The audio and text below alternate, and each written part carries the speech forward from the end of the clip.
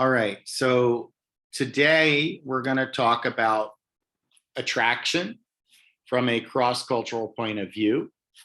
And when we think about what the overarching themes are going to be, it's how do independence or interdependence and/or individualism and collectivism have a role in how people view relationships and group work. So what does it mean to be physically attractive? Well, if we were to take a look across the globe, there are different symbols of attractiveness.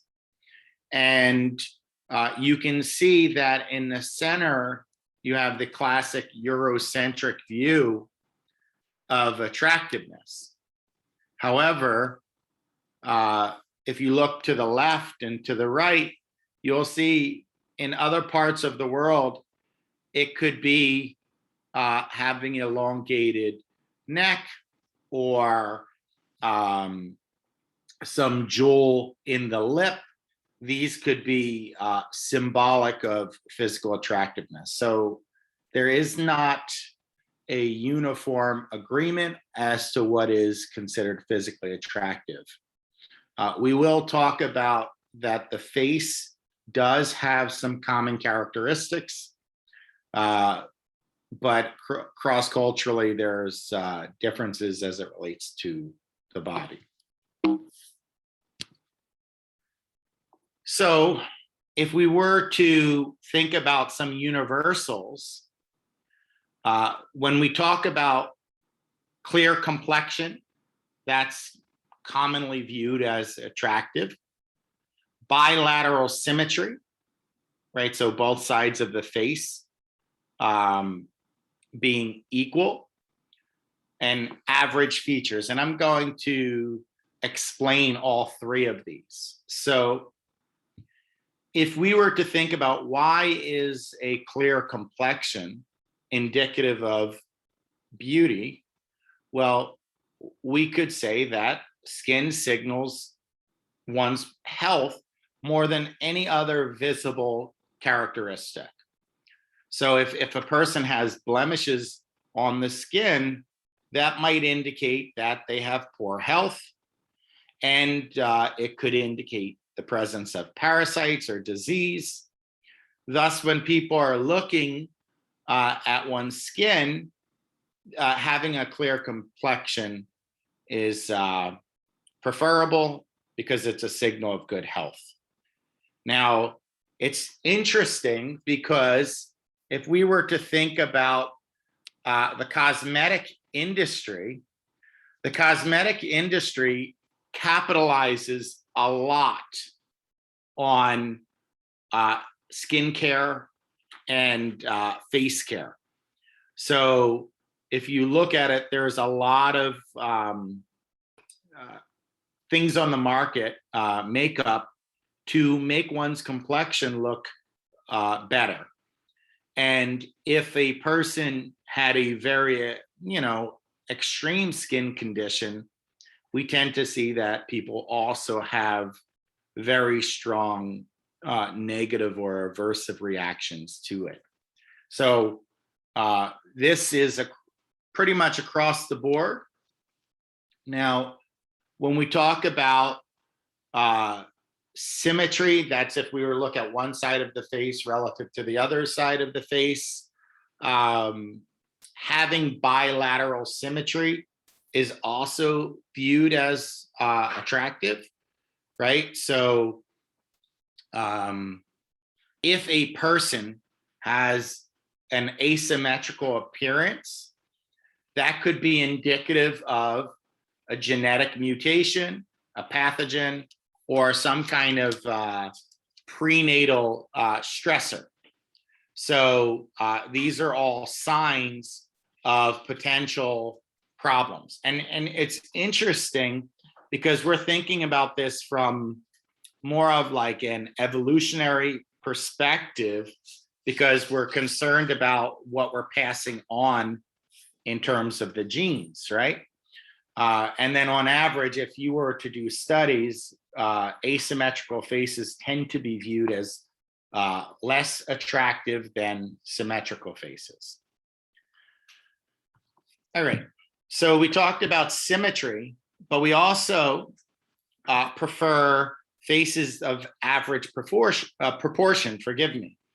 So if we were to take very skinny faces or very round faces and put them through a computer, and we were to take a whole bunch of faces and average them out, people will pick the middle average face as more attractive than those faces that deviate from average, right? Again, you might ask, well, why is that, you know, average faces are viewed as more attractive? Well, this could indicate, again, a genetic abnormality. So thinking about that, it's about passing on healthy genes and whatnot. All right. So here is an example. Which of the faces do you find most attractive, right? So if you were to look at it, you will see that most people would pick the middle one, right? So you have a European or Australian picture on the left, a Japanese picture on the right, but through computer software, they merged the two for the middle and referred to that as a Eurasian picture. And people pick the middle photo more than the one on the left or right. So it averages the features of both. So I said to you that there is a distinction to be made between the face and the body, right? So when we talk about the face, we do have more universals relative to the body. So in the face, high cheekbones, symmetry, we talked about average characteristics, lack of skin blemishes, all of these are considered attractive in the eyes of people across the globe. But the concept that average is attractive does not apply beyond facial features. So if we were to take a perspective on one's weight, height, muscle type, breast, hips, all of these, there is far more cross-cultural variability on this. And in European countries and in the United States, there is a pressure or a drive for thinness, and that is what is pushed for females to be thinner and thinner and thinner. And there is a drive for muscularity in males. But when we look at places like Africa, the Caribbean, South Asian countries, the drive for thinness in women and muscularity in men is far less universal. All right. So just to give you historical context, if you look at these pictures, it is a fairly recent phenomenon that in even European nations, Western nations, that thin equals beautiful, skin equals beautiful. Because if you look at these paintings from the Renaissance period and the Victorian period, you will see that there was a more shapely individual, and that was the model of beauty. So there has been a shift in more recent times in European nations for thinness. So if you were to think about this, the question is, how has our preference for women's body weight changed over the ages? Well, historically, as I said, there was a more shapely figure, and that was more desirable. And the reason that it was more desirable was because it was a sign of wealth. So we have a time period today where we have social supports for people who are poor and hungry, but it used to be that if you were a more fuller figure, that indicated that you could afford food and wealth. Whereas today, that connection is not made in Western nations. All right. So if we were to look at body weight, so anthropologists took a look at this and universally concluded that heavier women were found to be more attractive, right? And in particular, if you go to Western African nations, the term, quote, fat was viewed as complimentary, right? So as a sign of strength and beauty. And then in the West, the drive for thinness shifted. So it's important to understand anthropologists are looking at cross-cultural trends, but in the West, that may not fit, right? So in the previous decades, I want to say there was great research on body dissatisfaction from the 1970s forward, and we tend to see that there is a pressure to be thinner and thinner and thinner, which was correlated with increased body dissatisfaction in women in the United States and European nations from the 1970s to the present. So there is still this belief that unusually thin shapes is ideal. So that is a shift from the 1950s to about the 1970s. It shifted significantly towards thinness. And then the same thing was done with males in European and the American country about muscularity. And from the 1970s, that bears true too. And in one study, there was this really interesting discussion about even the messages we send to our children. And what they did was they compared, a Barbie doll from the 50s, 60s, 70s, and forward. And what they found was that as time went, the waistline got smaller proportionally to the body. The height got larger. So the average Barbie would be, if this was a real person, about 6 feet tall, which is not the norm. In the United States, for example, the average female is about 5'4". And then the waistline was about 17 inches at present. And so that it went from a quote, normal looking Barbie to thinner, thinner, thinner, and disproportionate. And then for,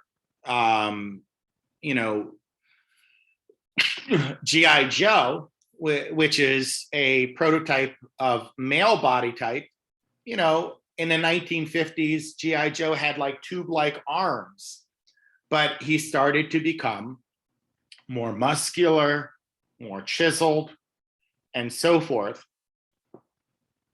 to the point where by the 1990s, the G.I. Joe, the bicep was bigger than Barbie's waistline if it was a person. So the bicep was something like 18 inches if it were a real person, whereas Barbie would be a waistline of 17 inches. So it's clear that even from young ages, in the toys that we purchase for our children, we are pushing a message of thinness in females and muscularity in males. That's been the push in Western nations. Now, there was a campaign to have a normal size Barbie, and they did try it, and it turned out that it had less sales number relative to the disproportionately thin Barbie. So it's interesting. If we were to look at magazine covers and we were to look at television shows, I would say it is a fairly recent phenomenon that normal figured and plus size individuals are gracing the covers of magazines and are gracing the lead role or having a lead role in television and movies. So this is an interesting thing, that we are pushing a certain message in westernized nations. In more of the Caribbean, African, and South Asian countries, we don't see that. We see a very different prototype of beauty.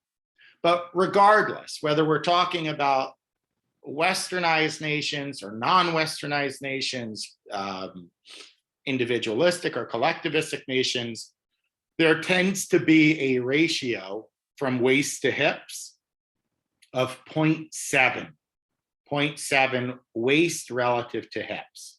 So if one's waistline is 21 inches, then the hips would be most ideal at 30 inches. So it's interesting that you will see that people will purchase waist trainers to try and create that prototype. And it to a fault sometimes. Sometimes it's beyond that 0.7 and it could be damaging.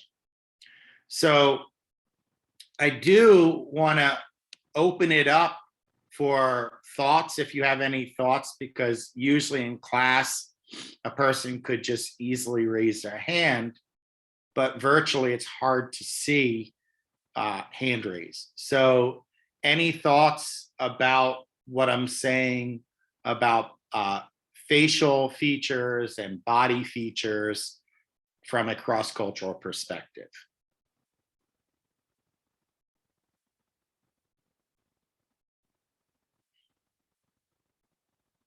Okay, very well. So I just wanted to make sure that I'm just not, running through this without giving you opportunity to react.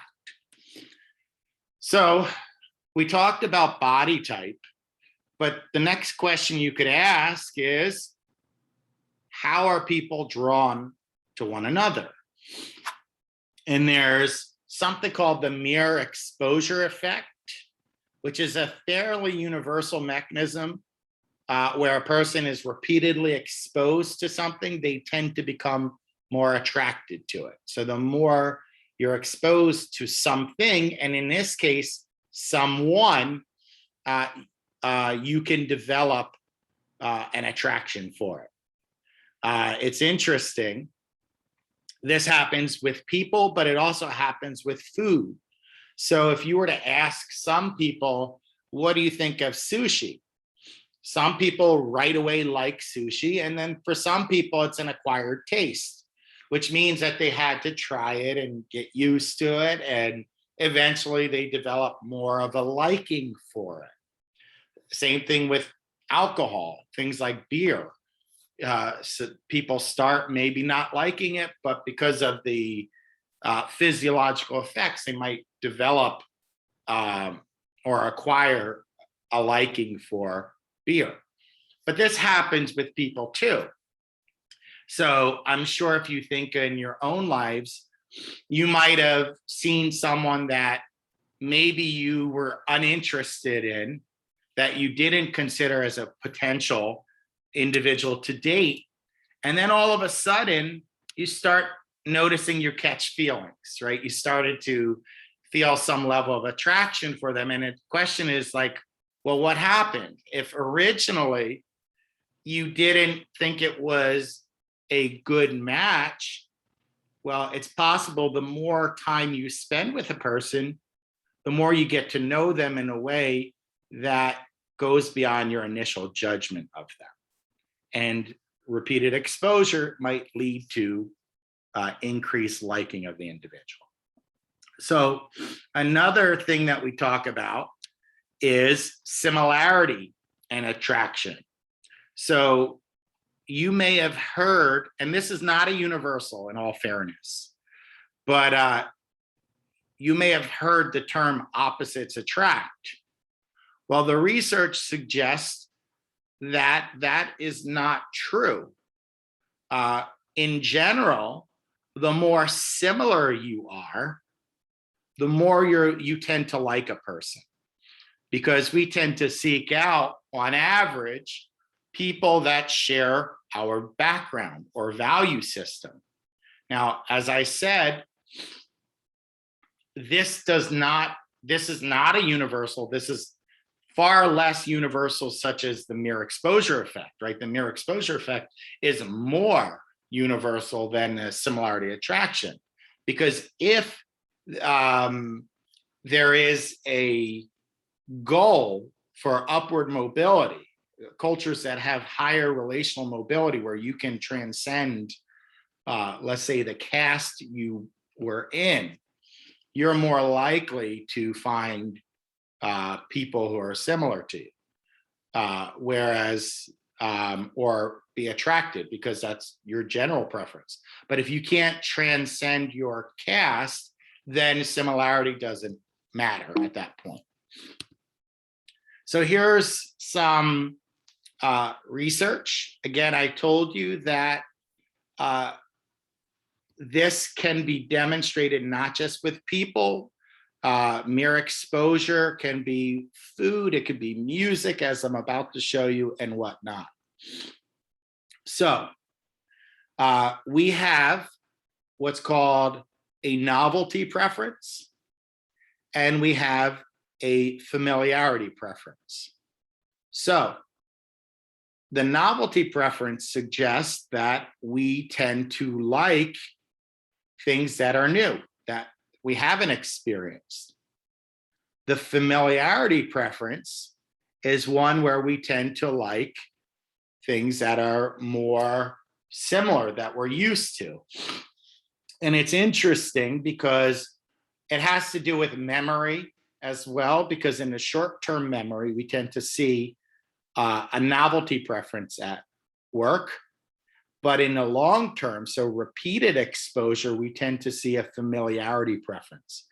And if you look, for example, on the right, we did not me personally, but psychologists did a study on music preferences in rats. And they found that rats that were raised on Mozart preferred Mozart. And then the rats that were raised on Schoenberg preferred Schoenberg. So now, how do you tell a preference in an animal model? Well, you could see it reflected in different ways. You could see it in the animal's activity. If there is a preference, the animal is likely to be more relaxed. You could see it in approach versus avoidance.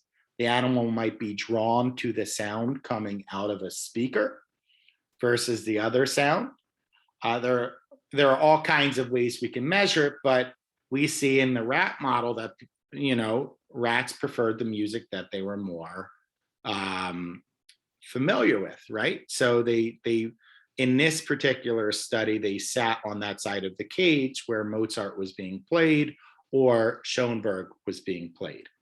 Now, another thing that's interesting, and we don't even think about it, but if you were to ask people what their favorite letters are, they tend to pick letters that are in their name.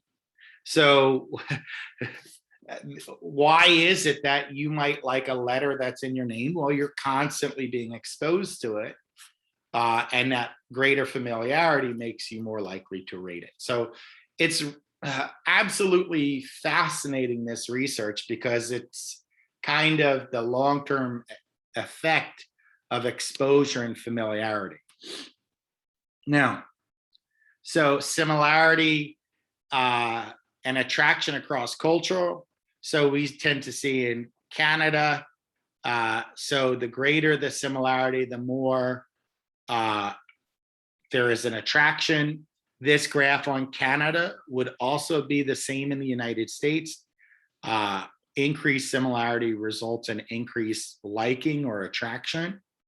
And then in Japan, it's kind of more of a flat line. So the variable of similarity doesn't play as much of a factor. Can anyone think of what might be at play here? What might be a factor that results in a lack of difference in Japan? The collectivistic society of Japan. Okay, and how might that affect one's view on attraction? Oh, because in a collectivistic society, the people tend to be more similar to each other because they maintain their harmony or the holistic view of the community. Yeah. And perhaps your personal goals, yes, might be less important than the collective goals, right? And if the family says this is a good person for you, you might go with that person in spite of low similarity, right? You know, the idea of parents playing a role in who you date and who you marry is far more common in collectivistic societies. So that might be one factor that impacts similarity and attraction. Good point, Iram. Okay. Now, here is a study by David Buss. Now, it's interesting. David Buss is an evolutionary psychologist. So he is interested in, you know, what we prefer has to be related to somehow survival, right? And he had college students rank 13 traits on how desirable they were in a mate. And what they found was that in general, whether we're talking about males or females, males and females both preferred, you know, physical attractiveness over earning capacity, right? So, for example, but what we tend to see, though, is that even though males and females both rated physical attractiveness higher than earning capacity, this was more pronounced in males relative to females. And in earning capacity, it was more pronounced in females relative to males, right? So there were some gender differences at play here. So it's interesting how this works. Now, I will tell you that things like kindness and intelligence were rated higher than both of these, right? So attributes that are more stable. And the question that I have for you is, can you think from an evolutionary perspective why males might focus more on physical attractiveness relative to females, and why females might focus more on earning capacity relative to males from an evolutionary point of view? You don't even have to agree with the principle, because what I'm going to tell you I actually have problems with, right? But this was David Buss's theory. Anyone have a thought as to why males might prioritize attractiveness relative to females and females might prioritize earning capacity relative to males?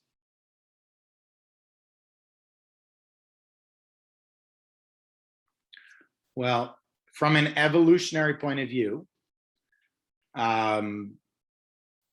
for billions of years, let's say, we have focused on survival, right? And according to David Buss, the more attractive the person was, the more fertile they were interpreted to be. So if you were more attractive or healthy, you were considered more fertile. Therefore, if I were trying to survive and have children and keep my legacy going on, as a male, I might seek a person who is inferred to be more fertile. And females, historically, again, if we were to think about even before the 1950s in Western societies, females tended to the young, males went out to work, right? So making sure that there was sufficient resources, right? Females might still attend to that factor to make sure that survival interests are taken care of. Now, I said I have some problems with this, right? So what are some of the problems I have? First, the assumption that physically attractive means you're more fertile is flawed. Second, we live in a society, in Western society, of dual earners, right? So the idea of females seeking and needing to be taken care of financially from a male is not true, right? It's problematic. And then thirdly, this does not address same-sex attraction, right? So it doesn't talk about how members of lesbian and gay communities view attractiveness and earning capacity. Ronaldo? So like you said, like You when you want me to talk go about back? what, could you hear me? Yes, sir. So like, when you put up the example, when I like thought about it, the first thing, like, you asked why males ranked attractiveness over earning capacity, like what, and he said it was due to beauty is equivalent to like fertility. Mhm. I didn't agree with that at all either, because like beauty is relative, and like people could find different things beautiful, so like that wouldn't make sense at all for like generalizing for everybody. And like what I thought it was that like the because like they put patriarchy patriotic, I can't remember the word, but Mhm. the patriarchal society, right? Yes. And how like men were the breadwinners all the time, or like in history, they wouldn't rank earning capacity over attractiveness because they were the ones making the money. So like they wouldn't have a need to find somebody with that. Yeah. And the reason why they would rank attractiveness over the earning capacity, I think, I don't have one for that one yet, but like I think they rank the attractiveness over the earning capacity because of the patriarchal society and them being the breadwinners like over time in history. Yeah. So David Buss would agree with your interpretation of earning capacity, right? Because think about hunting and gathering, right? The who are the hunters, right? And so forth. So there was a need to go out, and historically males did that, right? Now it has changed. I'm kind of curious if David Buss would have done this research today, what the research would have found, right? So I'm not sure if there would have been a shift or not, but from, an evolutionary timeline, the evolutionary timeline goes billions of years, right? Mhm. And when we talk about the social timeline, like the social changes, they're relatively new. So that the shifts, like even in, I picked the United States as an example, the shift took place in the 1960s. So it's still relatively new. So there might even be latent preferences still there because of it, the newness of it. Mhm. But absolutely, you bring up a good point. Now, this was a study in college students, right? Now, what's interesting is he did a cross-cultural study as well. And I'm going to get to that in a minute. But anyone ever hear the term fertile myrtle, like that phrase? Well, this is a term that David Buss would have used for fertility, right? So attraction, he interpreted as fertility. And that was all the priority was. It was about being able to pass on one's genes. Okay. So in a cross-cultural study, did this in 36 countries and on all 6 inhabited continents.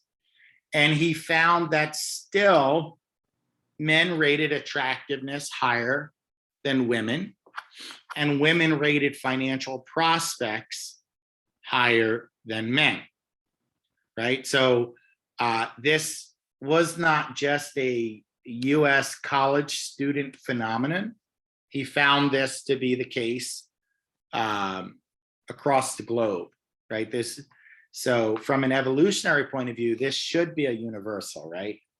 Now, again, I'm still questioning when the research was done relative to the current day. I'm not sure the data would be as strong and compelling today. Who knows? Now, we also see a phenomenon that women tend to want to marry an older mate, while men tend to want to marry a younger mate. And this has to do with similar ideas, according to Buss.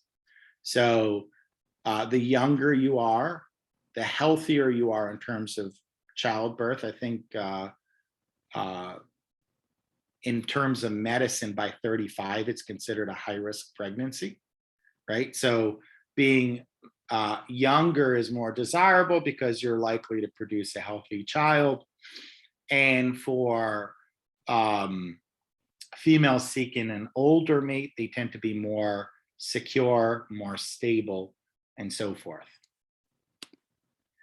So if we were to look at the differences, what's interesting is that just because men rated physical attractiveness as more indispensable, as more important relative to women, you'll see the difference between these ratings are in some places more than others. So if we were to look at in India, right? In India, you will see that there is still a male preference towards physical attractiveness, but it's much less than in places like the United States, right? The United States has a strong emphasis on physical attractiveness, and we're socialized to that extent. And so I don't want you to think that across the globe, the level of prioritization of physical attractiveness is the same. So not all men across the globe are rating physical attractiveness at profoundly different rates than women. Now, you also can see that even the bars, if you were to average these two out, Sweden, right, their emphasis on physical attractiveness would, if I average males and females, I don't know if you could see my cursor, but it would be right about here. So Sweden would be prioritizing physical attractiveness as a country less than other countries. So one of the, and you know, I've ranted about this several times this semester. One of the problems that we run the risk when we talk about cross-cultural research is overgeneralization, right? So, okay, so David Buss said that males prioritize physical attractiveness over females. That might be true, but the degree to which males prioritize physical attractiveness relative to females, the difference fluctuates across the globe. And the general emphasis on physical attractiveness as a whole fluctuates across the globe. And I think that's an important point, or a couple points to make, is that, yeah, there's always degrees of things. And when we make statements as if they're 100% universal, we run the risk of making mistakes. And again, this research is still focusing on heterosexual couples. I think that that's also an important point, that this research may or may not be as consistent in same-sex attraction, right? So there could be more noise in the data. All right. And in terms of financial prospects, so here's the flip side of the graph. You'll see, again, women prioritizing good financial prospects relative to males, but the same issue is at play, right? That the height of the bars and the difference between the two bars should be noted. So in places like China, so China, there's, interesting to note, there's less of an emphasis overall on financial prospects as a whole, and it has the least difference between males and females on financial prospects. Now, it's true that in China, women prioritize good financial prospects. That is true. But the degree by which they prioritize it was less than, let's say, Japan, right? Which is interesting because we're talking about two collectivistic societies, right? So once again, we cannot lump all even East Asian cultures together and say this is the value system of East Asians, because I'm sure if you didn't see this data set, you probably would not have guessed that there would have been a marked difference between Japan and China, right? Okay, so, and here is the age preference. I'm so sorry that the ends were cut off. So the amount of people, and then obviously the blue is male.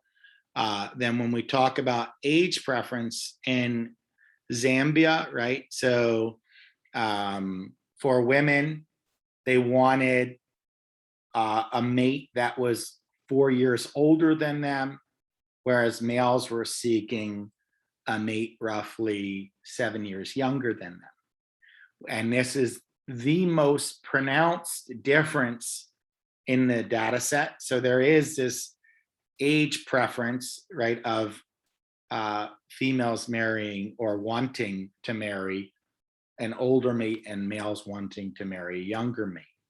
Does this mean that everybody is going to follow this pattern? No, of course not, right? So it's important to understand that there's variability within personal choice, within countries, across countries, and that's important to note.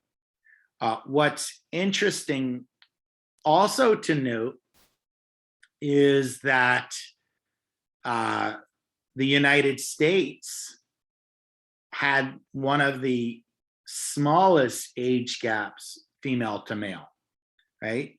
So women were not seeking as large of an age difference in terms of the male being older, whereas Namibia, it was very noticeable. All right, so we talked about attraction, right? We talked about familiarity, right? So we talked about mere exposure. We talked about similarity in value systems in terms of attraction. We talked about an evolutionary perspective by David Buss. And then we have to talk about the matching phenomenon. So the matching phenomenon suggests that men and women tend to choose partners who are relatively similar on their level of attractiveness. So in pop culture, I think they say plus or minus 2. So let's say you rate yourself, and I'm just being ridiculous here, as a 7. Then you might seek a person who is anywhere between a 5 and a 9, right? And that might be a match, so to speak. Whereas if a person is a 2, let's say, then they could, in theory, would attempt to seek a person that's up to about a 4, right? So the matching phenomenon. You might have heard phrases like, oh, they're out of your league. Well, these phrases that you've heard are based on the belief in a matching phenomenon. Now, this does not work across the board. I'm sure you have seen people that in terms of physical attractiveness, they're noticeably distinct without major judgment. You could see, we know what looks beautiful and not. But you have to ask, well, why might that be? It might be other traits that they have that they match on that supersedes the physical attractiveness. But here's a Dilbert cartoon. So frankly, I'm insulted that you asked me out. It means that you were thinking about the same, that we are about the same level of attractiveness. And then she says, you better have one heck of a sexy car. And he says, it's electric, right? Trying to be playful, right? So, but that last point isn't relevant as much as the first 2 panels were the most relevant to the idea of a matching phenomenon, that she was bothered. How dare you ask me out? We're not in the same level of attractiveness or realm, right? If that makes sense. Any thoughts on the matching phenomenon? Okay. All right. So we also talk about social comparison, right? So if we were to ask people to rate their level of attractiveness, we tend to see that there is a contrast effect. So if a person is around a lot of really attractive people, they tend to view themselves as less attractive, right? And this is very common among females, where you rate yourself relative to your peers rather than an objective sense of attractiveness. You compare yourself relative to your peers. So, but it's interesting that this can occur in studies as well, where if you show, television shows where they're absolutely exceptional in levels of attractiveness, you would then have lower ratings of an average person, right? That average person, which under normal conditions would be viewed as very attractive, because you were watching, television that had exceptionally beautiful women, males would rate the average person as less attractive.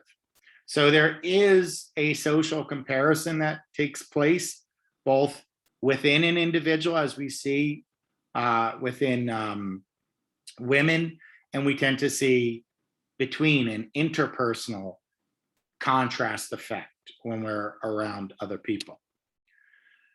So if we were to ask the question, do birds of a feather flock together, right?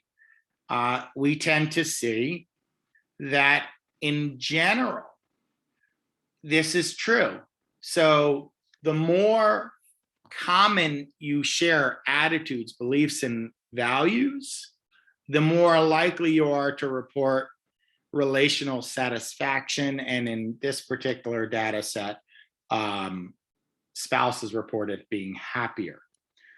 So the other phrase is opposites attract, which is based on the premise of complementing one another.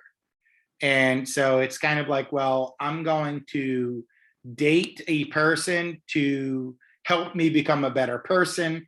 I have these deficiencies, they have these strengths. We're gonna, balance each other out. That is not advisable. That is not advisable. It is a source of relational distress, and the idea that you will complement one another has not been found to be reliable. So I caution you about seeking someone to complement you, right? So now what I will say is it is impossible to be perfectly identical. So you are going to have differences by virtue of being different people. But the things that matter to you, you must prioritize.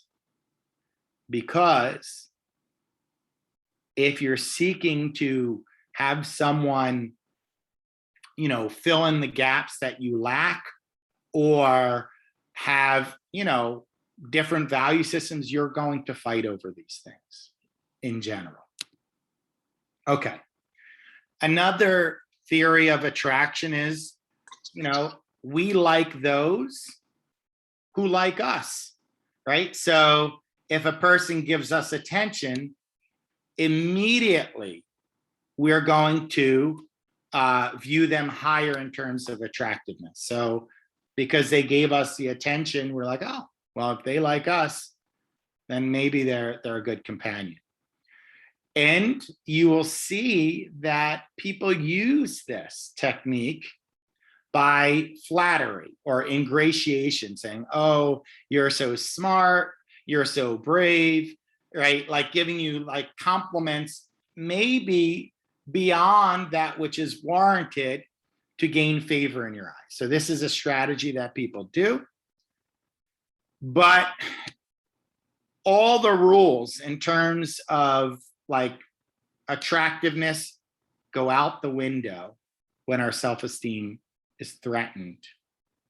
There's a term being on the rebound, right? Or rebounding, so to speak, where whatever standards or rules you have for a prospective partner, they go out the window, and you're just seeking companionship for the sake of seeking companionship because of the threat to self-esteem. So I always tell people it's easier to break up with someone than to be broken up with. It doesn't feel as bad when you're doing the breakup because there isn't as much rejection.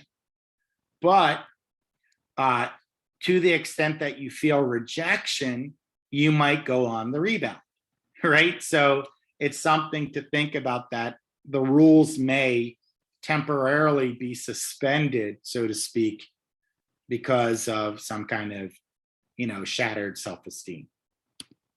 All right. Any thoughts on that? Thoughts, reaction? Let's see, there's a comment in the chat.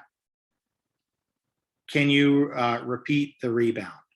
Yeah, so being on the rebound is to say that after there is a threat to your self-esteem, such as someone breaking up with you, right? Let's say someone breaks up with you. You might say, well, why did they break up with me? I'm a good person.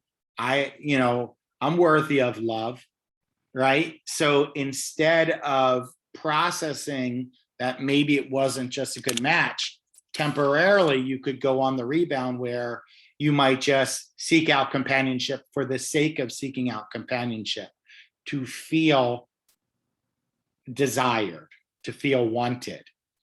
And if the whole goal of being on the rebound is to feel wanted or desired, then you may not use the same standards that you would ordinarily do. So you may not be looking necessarily for the shared value system.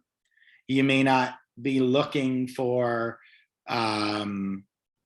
that social comparison. You might just be looking for companionship for the sake of companionship. Does that make a little more sense? Yeah. So it occurs, right? So the next question I have is to think about how can we categorize all the types of relationships we have, right? So now we're going to be a little bit more broad, right? So if you were to categorize relationships, what are some types of relationships you could have?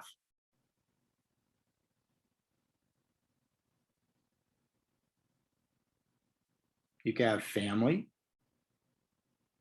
friends, romantic. There are a lot of different types of relationships. Collegial, right? So acquaintances, work relationships. There are a lot of different categories a person could fit into, right? So when we talk about a relationship, it has some element of social factor, right? So we talk about communal sharing, authority ranking, equality matching, and market pricing. So we're going to talk about what all of this means. So communal sharing is a type of a relationship where the focus is on common identity. Everyone is treated the same. The resources are pooled, and the attitude is no one deserves more than the next person. So an example of communal sharing would be a family. When we talk about authority ranking, right? So people are put in a rank order or a hierarchical social dimension. So the higher the rank you have, the more privilege and prestige you get. Whereas the lower ranking you are, the less prestige you get. However, what you do get is protection from those who are higher ranking, right? So an example of this type of group or relationship might be a military relationship, which is very much into rank order. Equality matching. So this is based on what's called the reciprocity norm, right? We do for you that which we would expect in return and vice versa, right? So equality matching is based on the balance of reciprocity.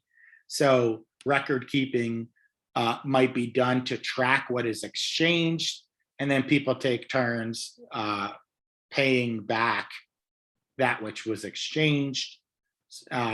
So an example might be if you are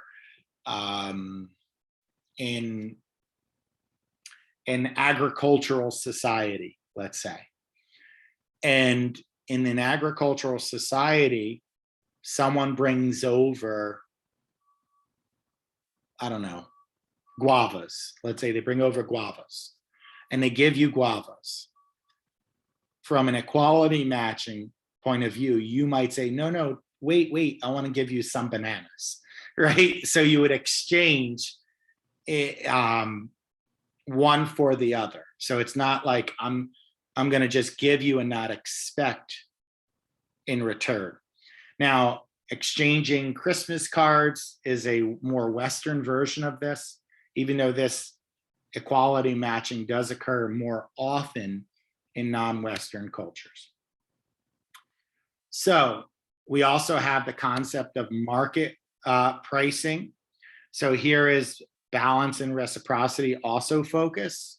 So in this sense, we are paying attention to price structure, right? And we're thinking about, well, how much could I sell this for, right? And who's buying, right? So you might hear this referred to in economics as supply and demand, right? So this occurs oftentimes in economics and business. Market pricing emphasizes, price structures that match the need.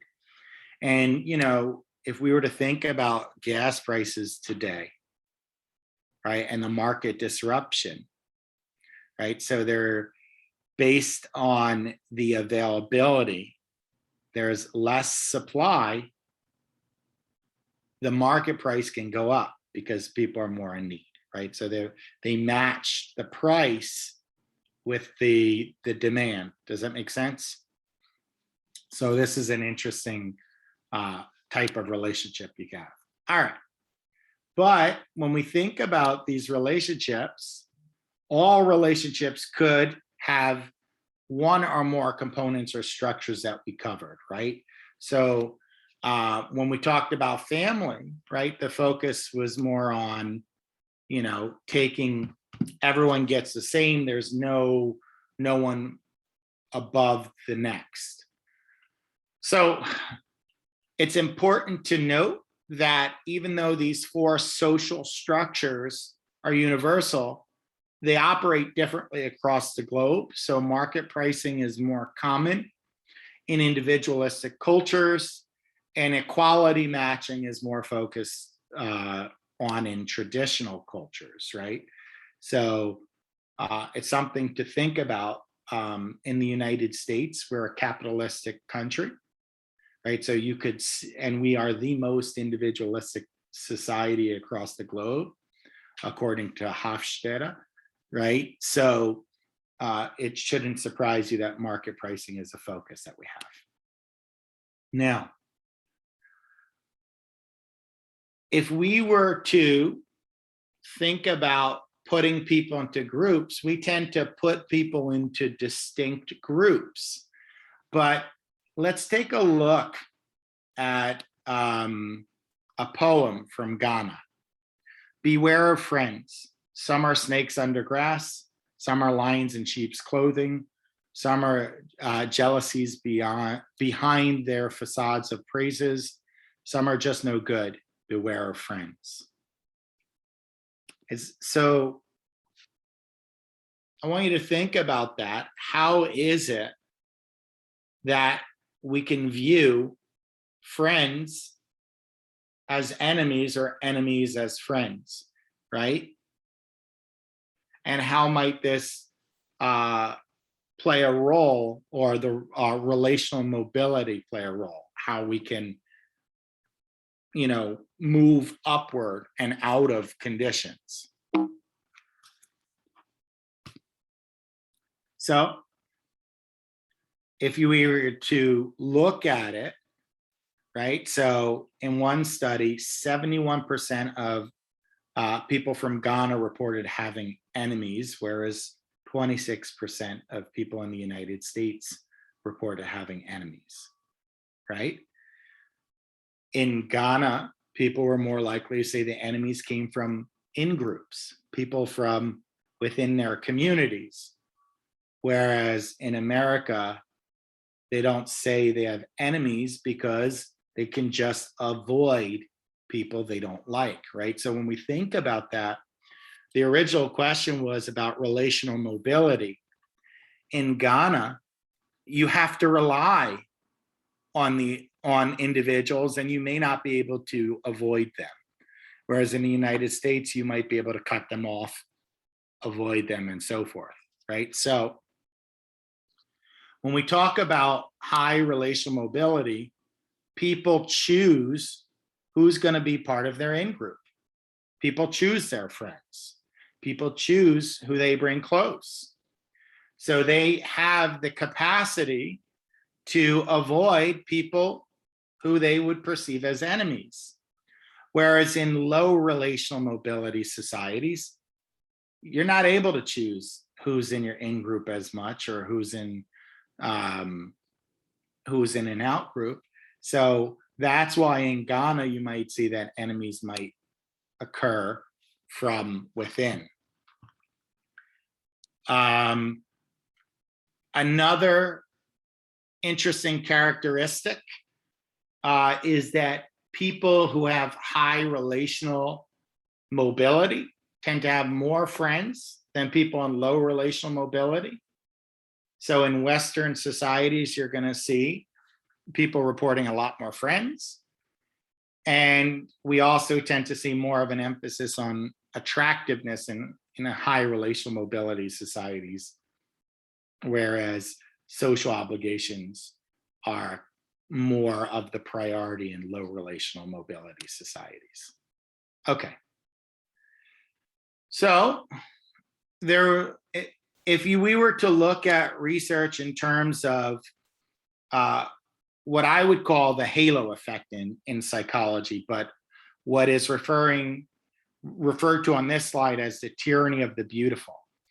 A halo effect refers to giving people additional positive attributes by virtue of them being physically attractive.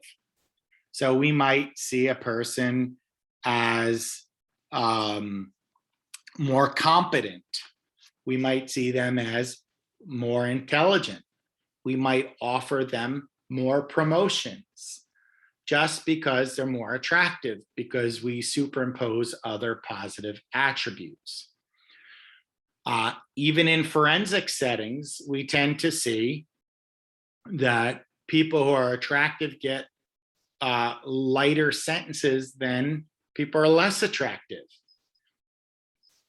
So when we talk about it, these ideas of attractiveness being beneficial, we see this halo effect, right? But is it universal, right? So are these benefits universal? Well, not necessarily, right? So there is a term called simpatico, right? Which is how a culture describes one's presentation of the self relative to the social context. So it's a series of traits that we aim for in social interactions, in friendships. So to be easygoing, courteous, agreeable, flexible, things like that. So there might be more of an emphasis on that rather than physical attractiveness. All right. So we talked a little bit about what draws you together, like in terms of attractiveness. We talked about how we group people. Let's talk a little bit about love, right? So the term romantic love is an evolutionary adaptation to make sure that we take care of our children and protect those around, right? So, but the notion of romantic love being a universal or is not necessarily a true starting point, right? So if we were to say romantic love is universal, not necessarily, or certainly not at the beginning, right? So if we were to look at cultures that have arranged marriages, right? that might not start with the same passion in terms of, a love marriage, so to speak. But that doesn't mean that that romantic love will not develop. It doesn't mean that the love will not occur. But the idea of that you're gonna, marry someone because you're madly in love with them is not a universal, right? So when we talk about arranged marriages, there are some societies that do it more often than others. So when we look at societies that have more of an emphasis on the extended family systems, which could be grandparents, aunts, uncles, and even sometimes members of the community, you're going to see more of an arranged marriage relative to like a love marriage, so to speak, or a romantic marriage. And part of the arranged marriage is to make sure that you choose someone who can keep the family system going, keep the relational network together. So when we talk about the quality of one's own romantic relationship, and we compare it relative to other people's relationship, people tend to, in European societies or Western societies, so this was done in European Canadians, look at the distinction, right, about the quality of the relationship, saying my relationship is romantic, it's based on, love, which keeps us together. Whereas in Asian Canadians, again, this is a bicultural identity issue, right? So they're Canadian, but they all also have Asian origins, right? So there's less of a difference. And then when we look at the Japanese as a whole, so we're no longer looking at Canadians, the distinction gets smaller. So I think it's important to know that this idea of love marriages and having that romantic connection is more of a priority or an emphasis, I should say, in Westernized nations. Now, in terms of arranged marriages, some of you might be perplexed. How is it possible that someone can tell you who to love? How is it possible that someone can tell you that this person's gonna be good for you? But the reality is that many arranged marriages are quite successful, right? So when we think about it, we can sometimes, and when I say we as Westerners, can sometimes choose a relationship based on passion to a fault. When other people are in the process of helping us find a spouse, they're less emotionally invested. They can be more objective. They can identify red flags more than we might be able to.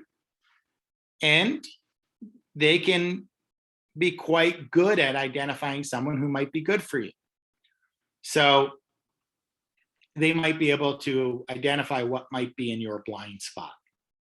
And the more a person knows you, the more likely they are to be able to offer a good partner. All right. So if for those of you who think that the idea of an arranged marriage is wrong, or you just don't get it,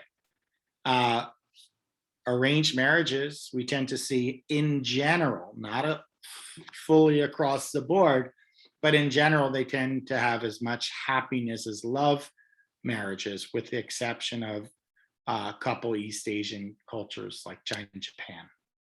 So when we look at this, a love scale, right? And we look at arranged marriages versus love marriages. And what we tend to see is that the arranged marriages tend to continue to report higher scores on love relative to the love marriages in India. So if you look at the,